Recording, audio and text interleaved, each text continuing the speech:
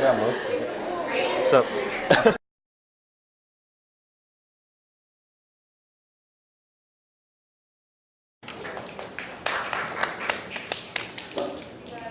as I stand in front of my reflection, you stand in my mind, or somewhere else in this room. The knowledge of each other may be unknown, or maybe you right in front of us. Because gaining knowledge of this thing called love is difficult when you're undedicated, like picking up a book and never finishing the story because the interpretations of the things that we read and learn are always changing. Or picking up an instrument and not finishing a song to write because you're always stuck on that same chorus that's too catchy for any verse to cut off its pleasant melody. Or picking up a pen and a notebook and never getting past the title because you never knew how to put this one feeling into words. Which is why I guess I wrote this poem, because I never knew how to interpret the story, and I never finished this chorus in worry that anybody would come and sing along. And I could never think of a title to this poem when no amount of words can define this blurry feeling called love. This blurry feeling when you put one person above others, and this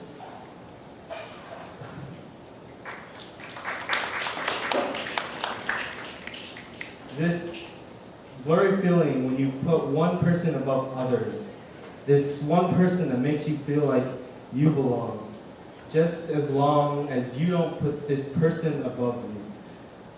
Because that's the mistake I made 5 years ago. And I know it's sad to bring up the past, but it's important to know that 4 years ago, I twisted this story's plot by putting myself above this blurry feeling, letting the past 3 years show that 2 years worth of verses has made me more complete, versus the past year of finding someone to help find out what the title of this would be. When nobody, not even myself, was whole enough to harmonize a melody.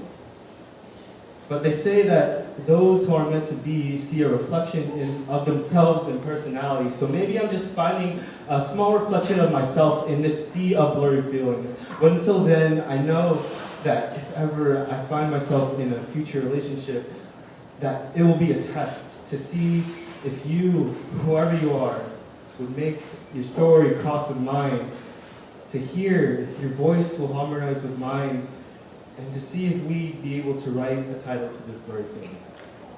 But until then, until this blurry feeling clears, I don't want your lips to touch mine, or I don't want your lips to touch mine, at least not until our minds connect and our hearts begin to beat to the same rhythm of the songs that I'd sing for you. Because I know that I'm not willing to say that I love you, but it's safe to say that I'm willing to try and strive until my lips and my lungs and my brain and my heart are ready to say it. And until we stand in front of each other and see our reflection.